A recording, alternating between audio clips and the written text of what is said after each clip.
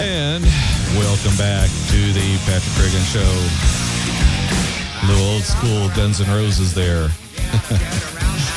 All right. You know, I've talked about this quite a bit, and during this segment of the show, as I've been noting over the past few weeks, and, well, let me rephrase that. It's really probably since spring of last year, probably sometime around in there, I've been warning you that our government wants to be in Syria so bad it can almost taste it. As I noted just last week, President Obama is saying he wants to send arms to the Syrian rebels. And thankfully, we have some senators who are trying to stop that. They are Senators Tom Udall, I guess, he's a Democrat in New Mexico, Chris Murphy, Democrat Connecticut, Mike Lee, Republican Utah, and, of course, Rand Paul, Republican Kentucky. Now, what they've done is they have introduced legislation that would block military funds from going to Syria. What the legislation states in part is, quote, except as provided under subsection B, no funds made available to the Central Intelligence Agency, the Department of Defense, or any other agency or entity of the United States involved in intelligence activities may be obligated or expended for the purpose of, or in a manner which would have the effect of, supporting directly or indirectly military or paramilitary operations in Syria by any nation, group, organization, movement, or individual. Now, of course, you're going to say, hey, wait a minute, Patrick, what's that exception in the first line of that paragraph? Well, glad you asked. The exception is the prohibition under subsection A, which is what I just read, does not apply to funds obligated for non-lethal humanitarian assistance for the Syrian people provided directly by the United States government through non-governmental organizations or contractors or through foreign governments.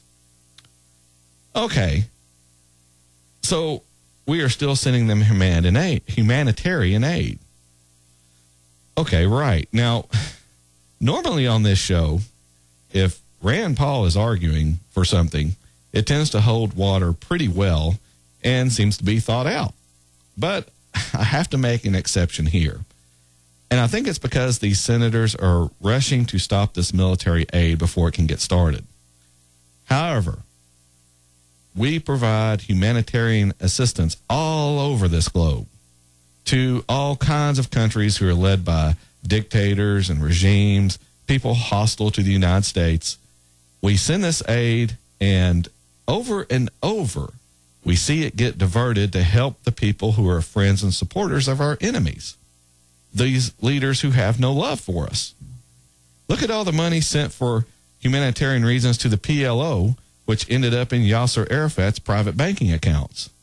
When he died, auditors found close to $1 billion hidden away in accounts and investments. $1 billion. While I have no problem prohibiting military aid to the Syrian rebels, which this bill does, it also allows humanitarian aid, which I do have a problem with. Not only because it gets diverted, but it violates a corollary of the long-standing rule here on the Patrick Reagan Show. Taking money from one citizen at the point of a gun and giving it to another in the form of charity is wrong. Now, corollary being taking money from one citizen at the point of a gun and giving it to someone else outside the United States is doubly bad. If Americans want to donate to private charities to help people in Syria, they can. There are many of them, just a Google search away. And unlike the government or the money the government takes, a private charity gives a better accounting of where your money's going, how much is being used for administrative and fundraising functions, and how much is actually going to help the people it's supposed to be helping. Now, speaking of this whole Syria mess, I have some audio from the floor speech given by Senator Ted Cruz this week that I want to play. What it illustrates is the confused and lack of clear direction that is held by, well, probably most of our congressional representatives, not only on Syria, which is what this speech addressed, but on all other issues as well.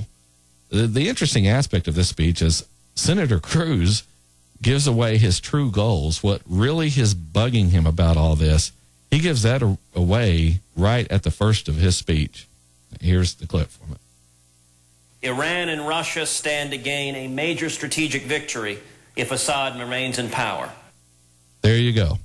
It's just as I told you last week in relation to Senator John McCain's statements. Mr. McCain has stated that we are basically standing on the sidelines while, quote, the Russians are all in and Hezbollah is all in. In fact, here's what I said. Hold on just a second. It's all about fighting those dang Russians again. We have to keep them in check. If they're in a war, then John McCain wants us to be there as well. Here's a little bit of breaking news for old man McCain. Hey, we won the Cold War. Freedom and liberty will win every time if given the chance.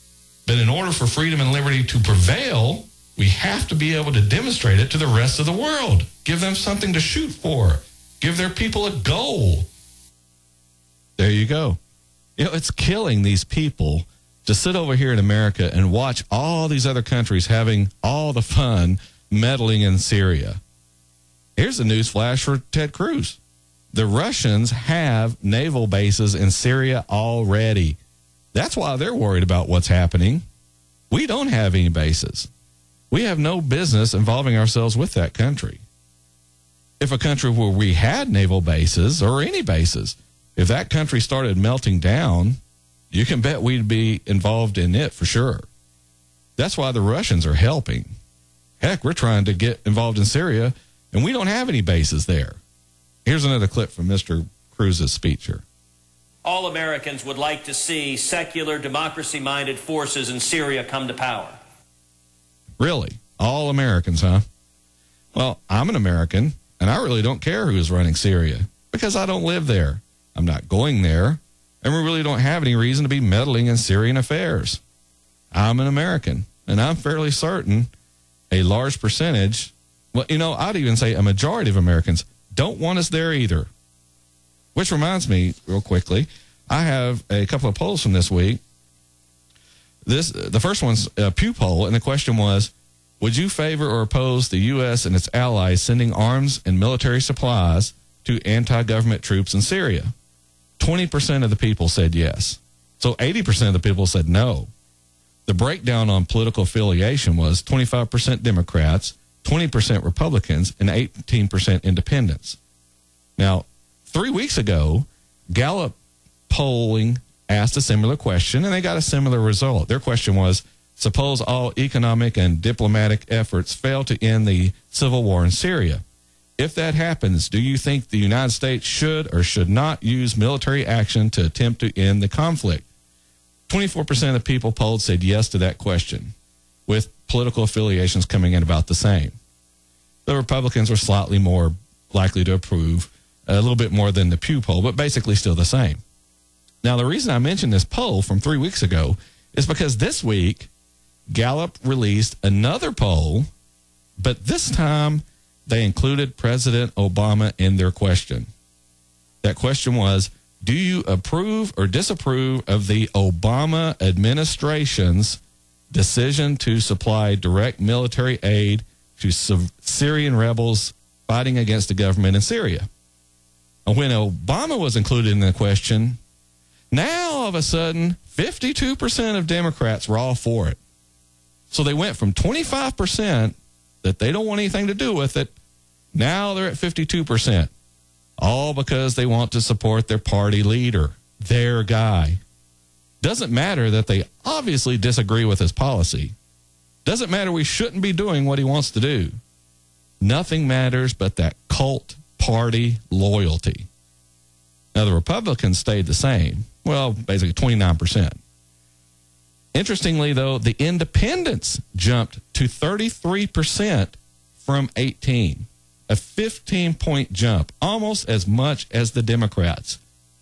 What's that tell you about so-called independents? It tells me they're really liberals, most likely voting Democrat. They say they're independent, but mention President Obama. Oh, yeah, whatever he wants to do. I agree with that. Violating the Constitution? No problem. Getting involved in foreign wars that don't concern us? Sure. Where do we sign up the suckers to send over? You see, they're not going, but they'll send you and your family, your children. They'll send them into the meat grind of war, no problem. All right, let's take a break here. We're up on the half-hour break here on the Patrick Regan Show already. Just running along here, going out with a little rubber band man. And when we come back, we'll have a couple more clips from Senator Ted Cruz and a little bit more on Syria, and we'll try to hit a couple of more things before we run out of time this hour here on the Patrick Regan Show. We'll be back.